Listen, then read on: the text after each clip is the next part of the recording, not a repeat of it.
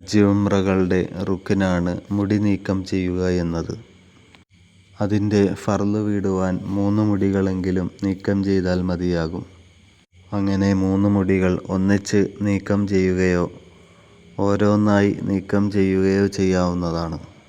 പുരുഷന്മാർക്ക് ഏറ്റവും ശ്രേഷ്ഠമായ രീതി തലമുടി മുഴുവനും വടിച്ചു കളയലാണ്. വെട്ടിക്കളയൽ സുന്നത്താണ്.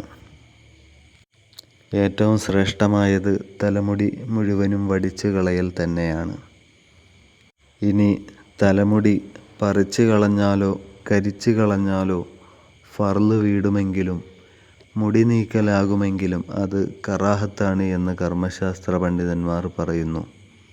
സ്ത്രീകൾ സവാഇബ് എന്ന് പറയപ്പെടുന്ന മുൻമുടിയല്ലാത്തതിനെ വെട്ടുക എന്നതാണ് വേണ്ടത്.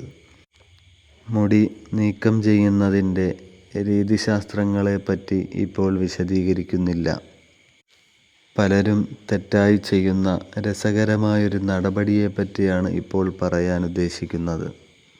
ചിലർ ഇതിനെ ചെയ്യുന്നത് മുൻവശത്ത് നിന്ന് ഇച്ചിരി മുടി കളയുന്നു, വലതുവശത്ത് നിന്ന് ഇത്തിരി മുടി നീക്കം ചെയ്യുന്നു, പിന്നീട് ഇടതുവശത്ത് നിന്ന് ഇത്തിരി മുടി നീക്കം ചെയ്യുന്നു. ഇങ്ങനെ അവിടുന്നിത്തിരി ഇവിടുന്നിത്തിരി നീക്കം ചെയ്യുക എന്നത് സുന്നത്തായ രീതിയൊന്നുമല്ല. അങ്ങനെ ഒരു കർമ്മശാസ്ത്ര പണ്ഡിതനും നിർദ്ദേശിച്ചിട്ടുമില്ല. അത് ശരിയായ രീതിയല്ല, അനുവർത്തിക്കാൻ പാടില്ലാത്തതുമാകുന്നു.